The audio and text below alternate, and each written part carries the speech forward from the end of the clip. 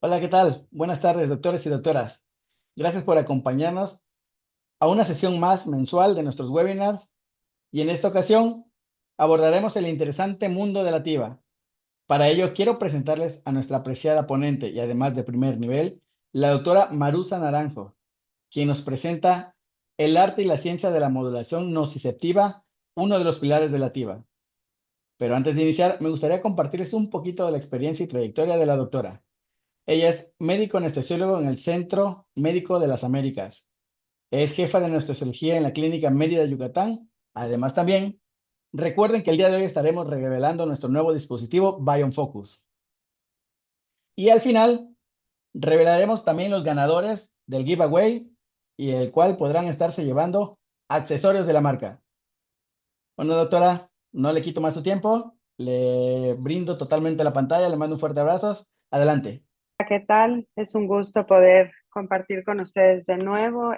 Un Focus me ha apoyado siempre y conozco a Martín desde hace mucho tiempo, así es de que este es un placer aportar con algo de lo que normalmente hablamos en distintos foros, es que es la parte de monitoreo e infusiones, ¿no?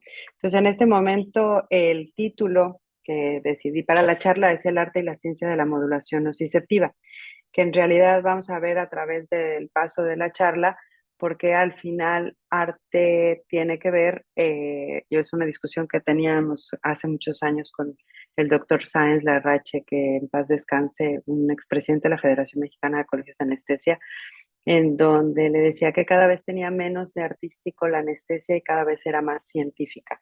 Entonces, vamos a avanzar un poquito acerca de esto. Conflicto de interés, no tengo ningún conflicto de interés con esta charla, más que la amistad que nos une con Martín. Hablando de la definición de anestesia general, creo que este ya es un término que si han escuchado las charlas o las pláticas que he dado y han escuchado también las de Emery Brown y de varios, hemos tratado de definir a la anestesia general como este estado de coma farmacológico o este estado farmacológico inducido que es reversible y que, y que tiene ciertas características como lo son esta amnesia, inconsciencia y hablando de nocicepción un poco más que del término analgesia, inmovilidad y control del sistema nervioso autónomo, donde tenemos nosotros que trabajar y que a través del monitoreo y a través de los avances científicos nos han enseñado que tenemos que poner cierta atención a la parte neurológica del sistema nervioso autónomo, ¿no? Esto nos lo han enseñado los monitores que han venido a hablar acerca de, más bien a mostrarnos qué está sucediendo con el paciente en tiempo real relacionado con el sistema nervioso autónomo, que era una ventana que no teníamos acceso antes de estos monitores. Entonces, la anestesia general sigue siendo hasta la fecha en la mayoría de los hospitales y la mayoría de la práctica anestésica es esta combinación en donde hay un anestésico intravenoso que se pone como inductor. Hay lugares en donde se elige TIVA, ¿no? Se elige hacer un monitoreo continuo, digo un monitoreo continuo, una infusión continua, ¿no? Y además combinarlo con un anestésico inhalatorio o seguir con una anestesia inhalatoria pura, donde la base de la anestesia sigue siendo el opioide como primer medicamento que utilizamos y un relajante muscular, correctamente dicho, como un bloqueador neuromuscular, ¿no? Estos son los fármacos que habitualmente se utiliza y esta es la técnica que habitualmente se hace en la mayor parte del mundo. Entonces, aquí el cambio del concepto de analgesia, creo que eso ya queda bastante, bastante claro y ya se habla en muchos foros acerca de hablar de nocicepción más que hablar de analgesia, que por el término semántico es específicamente la experiencia subjetiva que implica conciencia, ¿no? O sea, esta experiencia de no es lo mismo el dolor que puedo percibir yo a través de mi vida al dolor que puede experimentar cualquier otra persona. Es una experiencia con características psicológicas y entonces tendrá que involucrarse la parte de percepción, como lo vamos a ver en la parte de este procesamiento y codificación, que es el término nociceptivo, o la definición de nocicepción, que es esta codificación de ese estímulo. Entonces, dentro de toda la respuesta que hay, desde que hay una lesión hasta que existe la percepción del dolor, pasamos por las etapas de transducción, transmisión, modulación, percepción. Esta es la fisiología que se caracteriza desde que hay una lesión real en el organismo, que en este caso es la incisión quirúrgica o un trauma, obviamente también produce esta situación donde tenemos que la transducción es esta conversión de las sustancias químicas a un potencial de acción de membrana que luego pasa por una transmisión, que ahí podemos influir esta o afectar esta transmisión con anestésicos locales, que eso ya es bien conocido, con la anestesia regional, que es lo que ahorita está de moda y bueno, obviamente que el ultrasonido ha venido a revolucionar todas las técnicas de anestesia regional. Luego tenemos la parte de modulación, donde más o menos siempre hemos trabajado con medicamentos como los opioides y que hemos puesto anestésicos también ahí locales y algunos otros fármacos que se han puesto intratecales como la clonidina que afecta también en la parte de la modulación y la percepción del dolor que la podemos afectar con diferentes fármacos, como lo vemos aquí, diferentes fármacos que tienen efectos sobre diferentes circuitos, como hasta los antihistamínicos tienen efectos sobre distintos circuitos para alterar las percepciones de, no quiere decir que el antihistamínico sea un analgésico, pero tiene un impacto en la percepción en la sedación que tiene, una afectación del estado de conciencia. Entonces sale este artículo en septiembre del 2025 en el cual se hacen el cuestionamiento o se hace la pregunta, ¿no? De si estamos anestesiando el corazón o el cerebro o realmente estamos anestesiando nuestra coronaria que nos permite estar tranquilos si un paciente tiene la frecuencia cardíaca estable y la presión arterial estable, entonces nosotros como anestesiólogos nos sentimos tranquilos. Y estos monitores nos vienen a enseñar, estos monitores aquí vemos la pupilometría, el Surgical PLET Index, que es el SPI, el ANI, y ya hay de NOL y hay también de CUCON. Hay estudios que se hacen de estos de validación, en donde se ve que efectivamente NOL, ANI, SPI y pupilometría son los monitores que demuestran una efectividad o una especificidad y sensibilidad mucho mayor a la frecuencia cardíaca y la presión arterial. Entonces, realmente ¿qué estamos anestesiando? Estamos haciendo un efecto farmacológico que se traduce en un efecto en la frecuencia cardíaca y la presión arterial. Esa es la primera pregunta que nos deberíamos de hacer nosotros. Y dentro de este cuestionamiento es qué objetivos tengo, ¿no? En mi anestesia. ¿Cuál es la neurofisiología que quiero afectar? ¿Cómo actúan mis diferentes anestésicos? ¿Cuáles son los objetivos moleculares? ¿Cómo afectan estas membranas o estos receptores? Cada uno de los fármacos que utilizamos y cómo implica, o sea, cómo tienen afección a todo el cerebro, a la comunicación del cerebro. Entonces tendríamos que plantearnos qué circuitos cerebrales tenemos o qué circuitos neuronales queremos nosotros modificar con la combinación farmacológica. Y esto tiene conceptos que tenemos que tener en cuenta, que es la farmacocinética, que obviamente no la podemos dejar a un lado porque tenemos que hablar de concentración plasmática, concentración en sitio efecto, hay una correcta dosificación y obviamente mientras vamos combinando fármacos tendremos que entender los conceptos de sinergia, pero en anestesia multimodal, que no es el caso de la plática, pero anestesia multimodal tiene esta interacción farmacológica, pero a nivel de farmacodinámica. Entonces tenemos opioides, tenemos ketamina, bueno, en México no tenemos ketamina, pero en la mayor parte del mundo sí. Sulfato de magnesio, dexmedetomidina, lidocaína, esmolol, propofol y sevoflurane. Toda esta combinación farmacológica la podemos utilizar para afectar en distintas etapas esta parte de la transducción, transmisión, eh, eh, modulación y percepción, ¿no? Entonces ese será para mantener un estado anestésico ideal. Y de ahí sale de esta curiosidad por tratar de hacer estas combinaciones farmacológicas, tratando de evitar los opioides, el artículo que escribimos con el doctor Emery Brown y que ha sido continuamente analizado y que ya están haciendo protocolos con respecto a esto y que es una técnica que realmente no es una técnica sencilla, pero es una técnica que una vez que uno la entiende, es una técnica sencilla de emplear. Entonces, lo primero que tenemos que hacer es qué tenemos, o sea, cuál es el objetivo, qué mecanismo de acción es el que voy a afectar o que voy a utilizar, cuáles son los circuitos que voy a afectar en mi manejo. Y hacerme la pregunta como anestesióloga, ¿no? Dolor y percepción. ¿Cuál es el concepto de modulación? ¿Cómo voy a ayudarle yo a ese organismo a defenderse de un trauma quirúrgico? Porque nuestra función en el quirófano es hacer que ese trauma quirúrgico altere lo menos que se pueda la fisiología de nuestro paciente. Entonces, para esto necesitamos conocimientos de farmacología y de la parte nociceptiva. Obviamente, conocer cuál es el efecto que nosotros estamos buscando, cuál es la concentración plasmática que necesitamos o concentración en sitio-efecto que necesitamos nosotros para ver cuál es el tiempo que tenemos que poner el medicamento, cuánto va a tardar en aparecer este efecto farmacológico durante el tiempo que nosotros lo administremos, cuánto tiempo va a tardar en caer esa concentración, todo eso lo podemos nosotros saber farmacológicamente. Entonces, si ustedes se fijan aquí, vamos a hablar un poquito de fentanilo, que eso es algo que es entretenido porque luego cuando uno ve este tipo de cosas se da cuenta que no sabemos qué es lo que hemos estado haciendo durante este tiempo.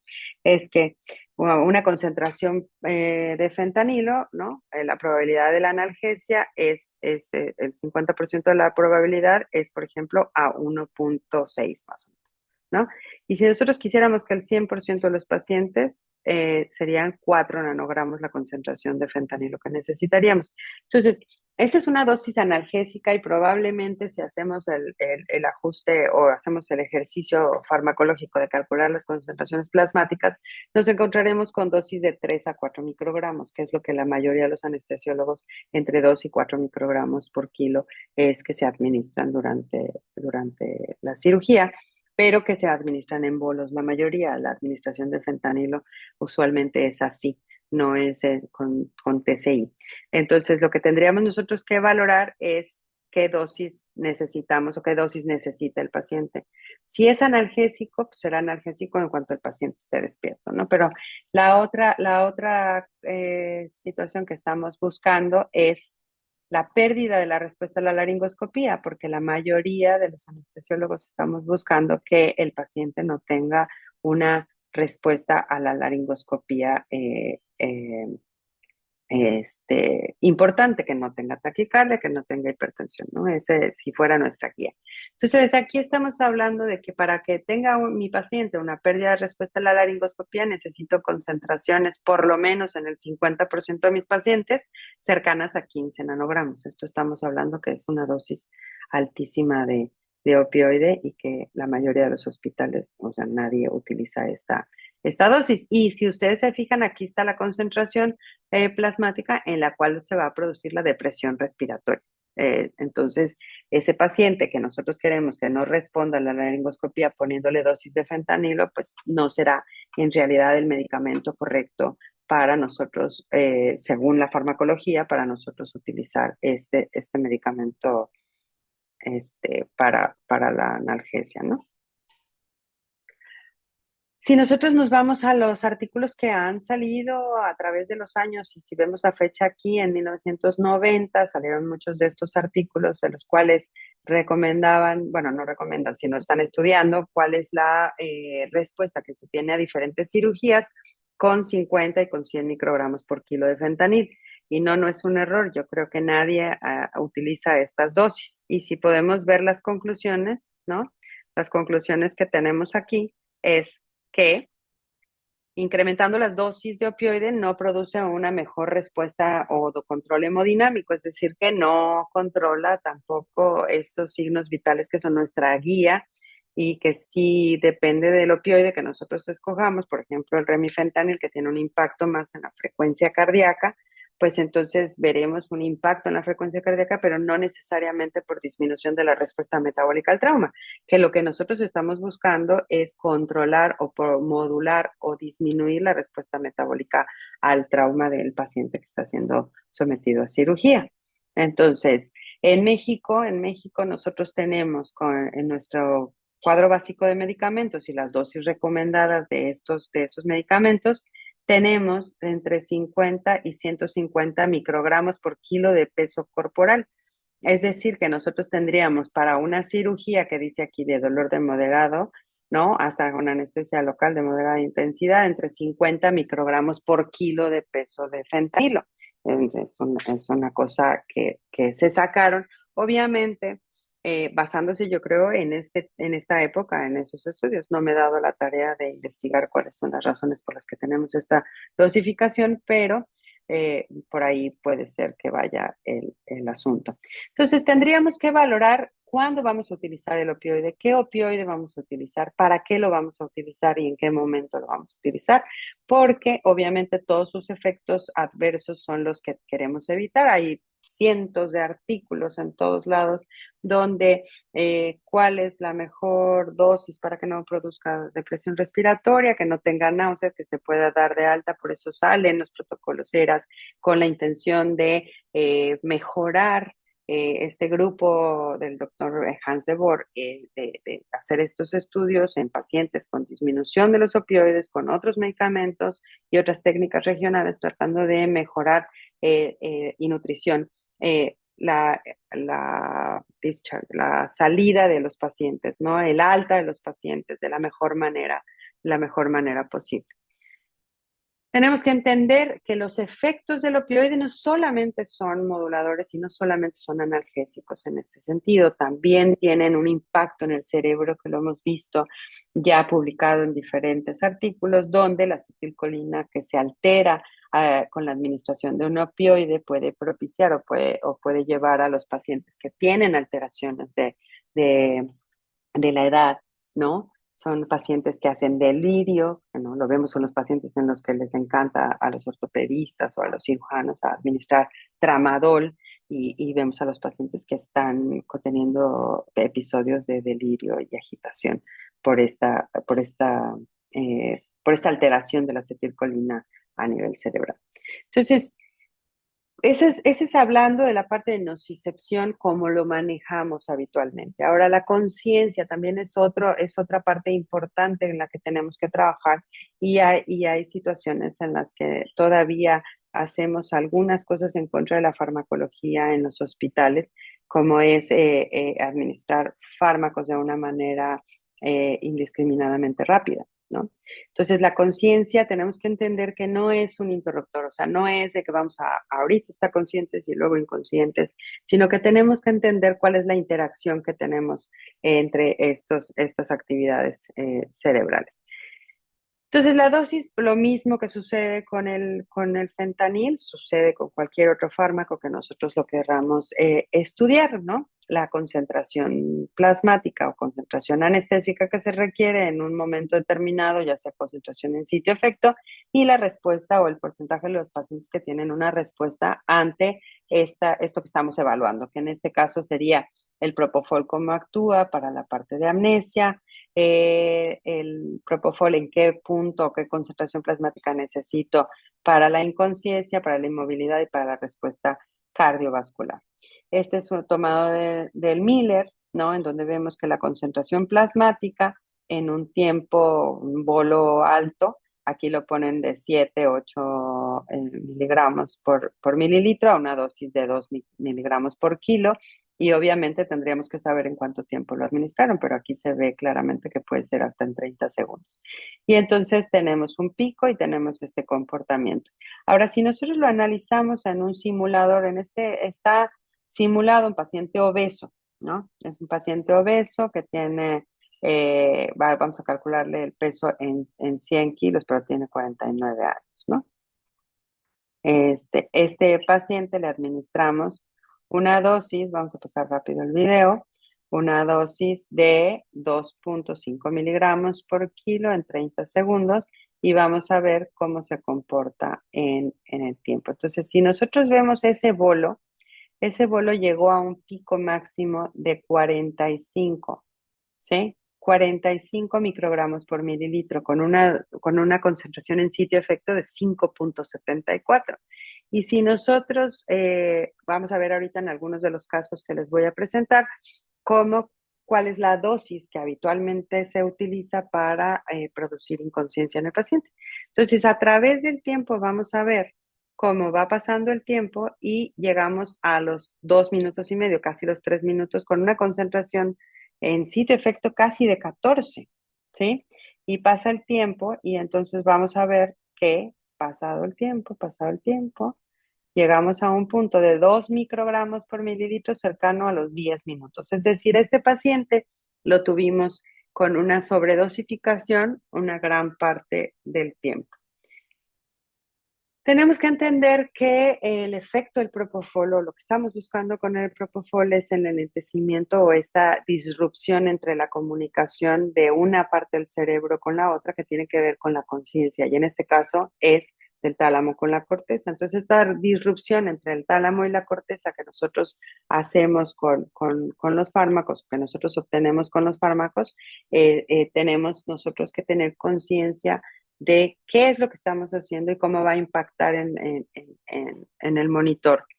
Cuando nosotros tengamos la oportunidad de trabajar con un monitor, que debería de ser en todos los hospitales y a todos los pacientes que se les ponga anestésico intravenoso inhalatorio, con la finalidad de producir inconsciencia, y que cada vez irán mejorando estas técnicas de monitoreo. Entonces aquí vemos cómo podemos nosotros observar por el efecto que tiene el propofol entre el tálamo y la corteza en los receptores GABA, produce un patrón que es muy característico, que podemos observar en prácticamente todos los pacientes, con sus excepciones, con los muy viejitos, o sea, en los extremos de la vida, que son los muy viejitos o los muy chiquititos, en donde difícilmente van a producir ondas alfa, ya sea por su inmadurez o ya sea por su vejez, ¿no? Pero tendremos que estar atentos a estos cambios para poderlos interpretar. Este video es un video de Emery Brown, que siempre le digo que lo tome prestado de YouTube, y entonces se los reproduzco, por eso es que ven que la calidad está diferente. Eh, Vemos que le ponen electrodos al paciente en toda la cabeza, y en la parte frontal es esta que estamos viendo acá, y la parte occipital es esta parte que estamos viendo en la parte posterior, ¿ok? Si nosotros vemos en la parte posterior, predomina el, el, las ondas alfa, o sea, predomina la actividad alfa en la parte occipital, como siempre ha sido característico fisiológicamente. Nosotros siempre tenemos alfa en la parte occipital. Y en la parte frontal, dependiendo de qué estímulos tengamos, podemos tener los ojos cerrados, podemos tener los ojos abiertos, y podemos tener diferentes patrones en la parte frontal. Pero habitualmente, si nosotros administramos una dosis de propofol, vamos a ver este fenómeno que en este momento en particular lo podemos observar, ¿no? Esto lo vamos a ver todo el tiempo en la parte frontal. Si nosotros en esta parte vemos que la onda alfa disminuye o desaparece momentáneamente y se viene hacia la parte anterior, aquí vemos cómo empieza alfa a tener un aumento en el poder en la parte frontal. Este fenómeno se le llama fenómeno de anteriorización. ¿Por qué se produce o cómo se produce? Es un fenómeno que se ha observado, pero que no nos indica hacia dónde dirige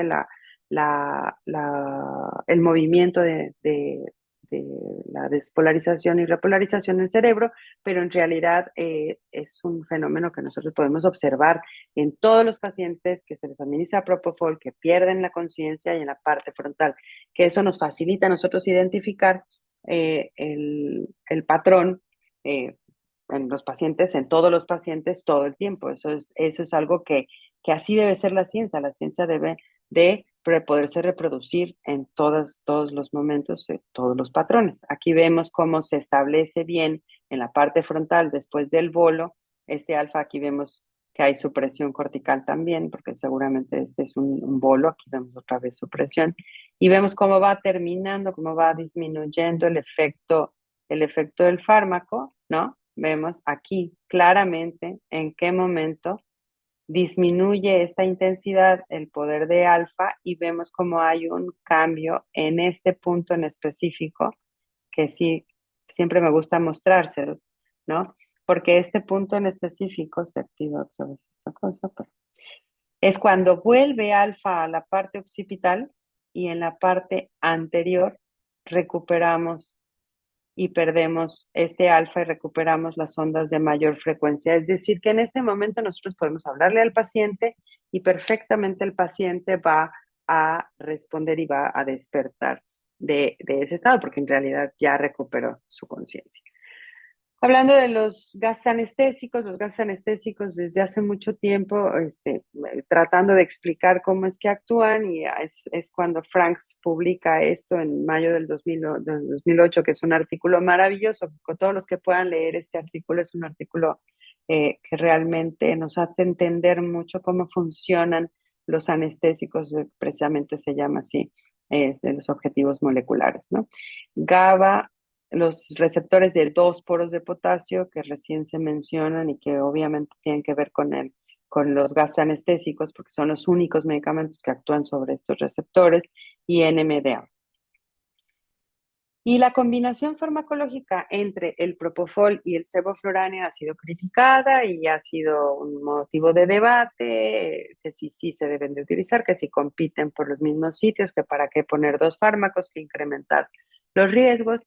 Y este artículo es un artículo muy interesante, que es un artículo que salió ya en el 2023, en el cual precisamente explican cómo es que modifican la estructura del receptor GABA y se dan cuenta de que lo que hace el fármaco, tanto el propofol como el sevoflurane, es deshidratar la membrana, y con eso modifica su estructura, este receptor. Entonces, la conclusión de ellos en la parte teórica es que parece razonable utilizar menos fármaco de uno y menos fármaco del otro, que no compiten por el mismo receptor ni el mismo lugar, pero que sí deshidratan la membrana, y que eso permite el estado anestésico. Entonces, ahí hay una razón para que podamos nosotros considerar, dependiendo de cada paciente, si nosotros elegimos hacer una combinación o hacer una técnica puramente intravenosa o puramente inhalatoria. La dexmedetomidina es el fármaco a elegir siempre, sí o sí. Yo digo que en la anestesia uno de los avances más grandes que hemos tenido es la dexmedetomidina, desde su mecanismo de acción y lo que nos ha hecho comprender a través del tiempo, de su impacto que tiene sobre el sistema nervioso autónomo. Entonces, es un agonista alfa-2 adrenérgico, su mismo nombre, su mismo mecanismo de acción nos debería de hablar acerca de lo que hace, ¿no? Es 1620 veces o 1620 veces más afín al receptor alfa 2 que al alfa 1. Y desde aquí nos dicen, ¿no? Sedación, simpaticolisis, hipnosis, analgesia. Y en México es el único país, creo, no lo he investigado tampoco tan a fondo en todos los países del mundo, pero en México está avalado o aprobado como un analgésico posoperatorio. Así es una indicación que tendríamos que ver. Aquí no está aprobado para sedación en terapia intensiva. Entonces, tenemos los agonistas alfa-2, que tenemos la dexmedetomidina, la clonidina, y que lo que hacen es que actúan a nivel de locus, y nosotros observamos aquí a nivel de locus ceruleus cómo afecta toda la influencia que se tiene en el resto del cerebro, y que nosotros podemos entender como esta interrupción del paso de información. Aquí el, ah, la situación es que cuando nosotros fisiológicamente dormimos, nosotros tenemos que hacer un intercambio entre los neurotransmisores inhibitorios excitatorios. ¿Por qué? Porque para poder dormir necesitamos que los excitatorios estén apagados, y para que poder nosotros despertar tienen que estar encendidos. Si nosotros recordamos que el locus coeruleus es este lugarcito que controla esa parte, que es como un switch de vigilia, donde cuando los sistemas excitatorios dejan de estar disponibles o se agotan, es cuando aparecen los inhibitorios, entonces caemos nosotros en este sueño fisiológico. Y explicando un poco esto, Franks, en ese artículo que les comentaba, explica cómo se da la consolidación de la memoria en el sueño fisiológico, en el cual el mismo organismo que cierra esta parte de las neuronas en el locus coeruleus, en donde disminuye los impulsos que que vienen en ascendente a través de todas las redes neuronales al cerebro, alimentar el cerebro, tienen que ser interrumpidas, como sucede cuando estás reiniciando una computadora. Para que pueda hacer su proceso sin ninguna interferencia, necesitas garantizar que estas interferencias están cerradas. Entonces, esto es lo que hace el cerebro para protegerse de la información externa y procesar la información que ha sido durante el día, ¿no? Que ha sido almacenada y discriminar entre la que es útil y no útil. Y nosotros un poco tratando de imitar este estado, podemos hacerlo con la dexmedetomidina. ¿Por qué? Porque precisamente bloquea tan intenso el locus coeruleus que hace que esta parte se pueda dar con mayor facilidad. Y si tienes un medicamento que te bloquea las aferencias y que te disminuye esa carga de influencia hacia el cerebro, y además tienes un medicamento que te está lenteciendo la comunicación entre el tálamo y la corteza, muy semejante a lo que sucede en el sueño. Entonces, mientras el paciente esté en ese estado, puede estar en ese estado todo el tiempo que nosotros queramos.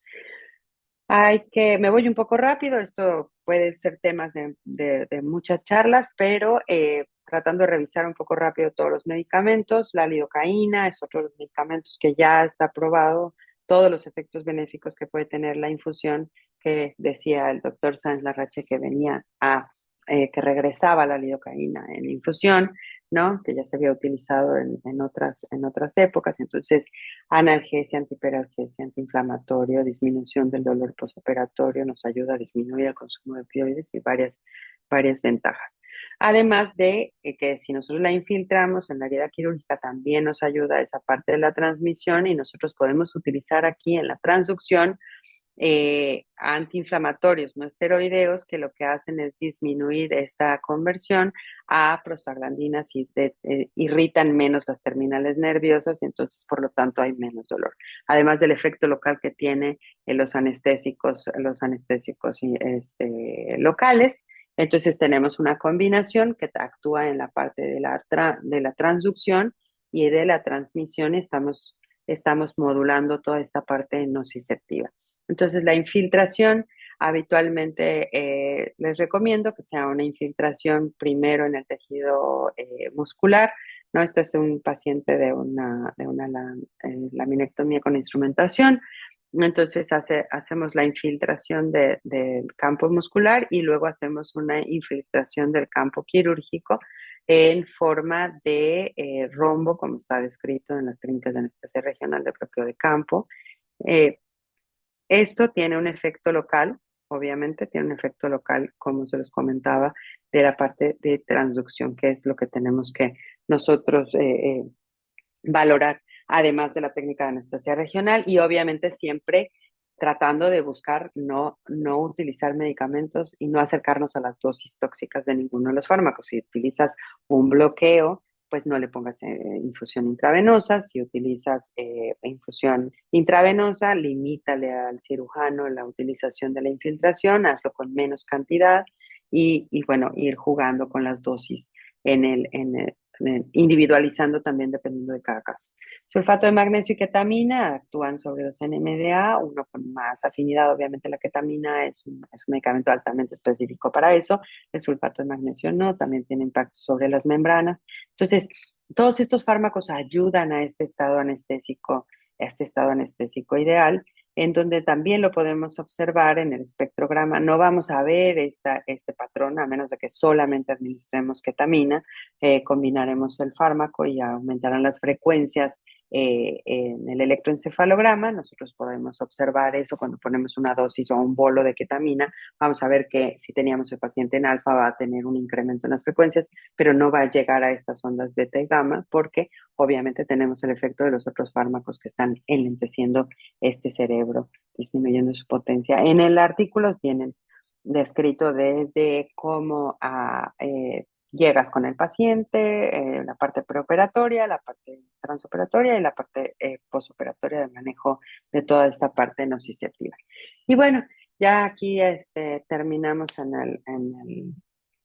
el término de arte. Entonces, Pues mi ignorancia un poco del tema, del punto de arte, y teniendo una discusión de exactamente del significado, nos encontramos con esta parte de la etimología, ¿no? Que viene del latín de ars y del griego techne, en donde se habla de la destreza necesaria para construir o realizar algo siguiendo reglas específicas, que es lo que habitualmente nosotros hacemos. Esta definición aplica perfectamente a lo que hacemos nosotros en anestesia. Y Aristóteles, curiosamente, hablaba de la actividad racional y la técnica de creación que imita y reinterpreta la realidad para revelar verdades universales sobre la condición humana. Metiéndonos un poco en la parte filosófica también, ¿no? Este juicio clínico que tiene el anestesiólogo es lo que nos diferencia o lo que nos va a poner en un lugar diferente con respecto a la inteligencia artificial, porque la inteligencia artificial va a poder hacer toda la técnica, ¿no? Pero esa destreza que se requiere, que tiene que ver con la experiencia y que tiene que ver con el conocimiento fino y el análisis acerca de lo que está sucediendo con el paciente es lo que nos va a diferenciar, ¿no? Las guías de manejo, los algoritmos, todo eso se va a aplicar perfectamente con la inteligencia artificial, pero yo creo que la parte artística en este sentido meramente de esta terminología, de esta comprensión, porque sabemos lo que estamos haciendo, porque podemos observar lo que estamos haciendo en tiempo real. Entonces es la parte que complementa al anestesiólogo y que nos hace entender que la anestesiología es este arte de replicar y modular la naturaleza de la respuesta ante la agresión para preservar la vida. Esa debe ser nuestra función, ese debe ser nuestro objetivo cuando manejamos a nuestros pacientes. Y creo yo que cada vez estamos más cerca y con la inteligencia artificial a nuestro favor, no actuando en nuestra contra, nosotros podemos sacarle provecho a la inteligencia artificial siendo mucho más hábiles, mucho más eh, finos en el manejo de la anestesia, porque si nosotros dejamos todo con la técnica o todo con los algoritmos, las máquinas van a poder perfectamente hacer un estado anestésico ideal con la información correcta, como lo estamos viendo con este análisis que tenemos, ¿no? Entonces, este equilibrio es a cargo de nosotros y bueno, los invito a seguir estudiando y a seguir preguntando qué es lo que estamos haciendo en el quirófano. Muchas gracias por la invitación nuevamente, Focus. Muchas gracias por la atención. Bye. Bueno, pues quiero agradecer a la doctora Marusa por tan interesante tema. Y recuerden, para más información acerca de nuestro nuevo dispositivo OnFusion, pueden escanear el código QR.